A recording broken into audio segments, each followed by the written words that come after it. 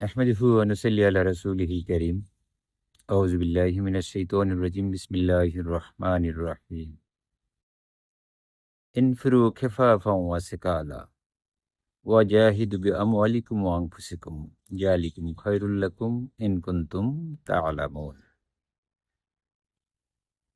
সূরা তাওবার ৪১ নম্বর আয়াতে আল্লাহ তাআলা ইরশাদ করেন,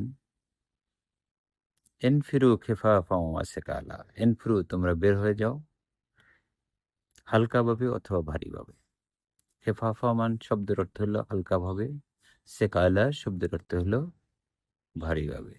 ওয়াজাহিদু, এবং তোমরা আল্লাহর রাস্তায় জিহাদ করো, বিআমওয়ালিকুম, তোমাদের সম্পদ দ্বারা, ওয়া আনফুসিকুম, তোমাদের জান দ্বারা, অর্থাৎ জান মাল দিয়ে তোমরা আল্লাহর পথে সর্বাত্মক প্রচেষ্টা চালিয়ে যাও। জালিকুম খায়রুল লাকুম, এটা অতি উত্তম। ইন কুনতুম তা'লামুন, যদি তোমরা সেটা ভালোভাবে জানতে পারতে। এখানে আল্লাহ রাব্বুল আলামিন মানুষদেরকে নির্দেশ দিয়েছেন, বিশ্বের পরাশক্তির বিরুদ্ধে তোমরা যুদ্ধে নেমে পড়ো। তৎকালীন সময় আহলে কিতাব রোমক বাহিনী ছিল বিশ্বের পরাশক্তি, তাদের বিরুদ্ধে জিহাদ করার জন্য আল্লাহ রাব্বুল আলামিনের নির্দেশ, তোমরা যে যেখানে যেভাবে থাকো যুদ্ধে বেরিয়ে পড়ো। এটা আল্লাহর নির্দেশকে পরিপালনের জন্য, অথবা ইমানের দাবির কারণে তোমরা এই জিহাদে অংশগ্রহণ করবে এবং তোমাদের কাছে যা আছে তাই নিয়ে বের হবে।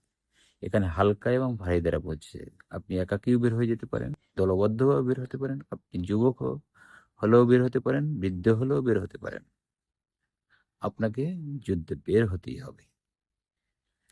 এখানে কেউ কেউ মনে করেছিল এই যুদ্ধে হয়তো বৃদ্ধদেরকে রক্সত দেওয়া হয়েছে। না, সকল ধরনের মানুষকে এখানে এই যুদ্ধে অংশগ্রহণ করার জন্য বলা হয়েছে।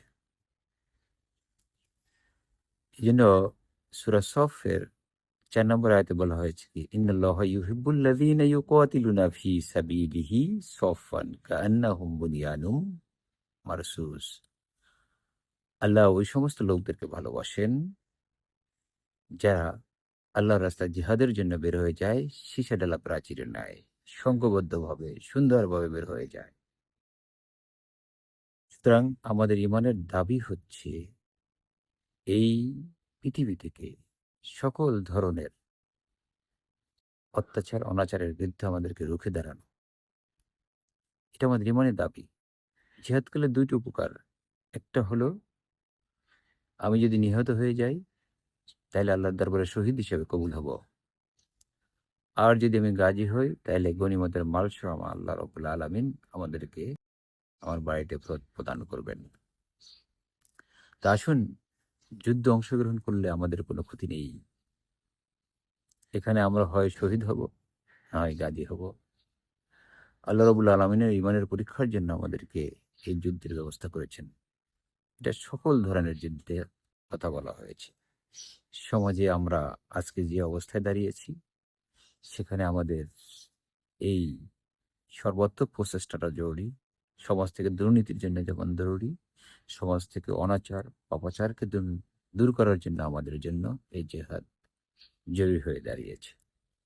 তা আসুন, আল্লাহ রাব্বুল আলামিন আমাদেরকে এই যুদ্ধে জয়ী হওয়ার তৌফিক দান করুন, সে আশাবাদ ব্যক্ত করে এখানে শেষ করছি। আসসালামু আলাইকুম ওয়া রাহমাতুল্লাহি ওয়া বারাকাতুহু।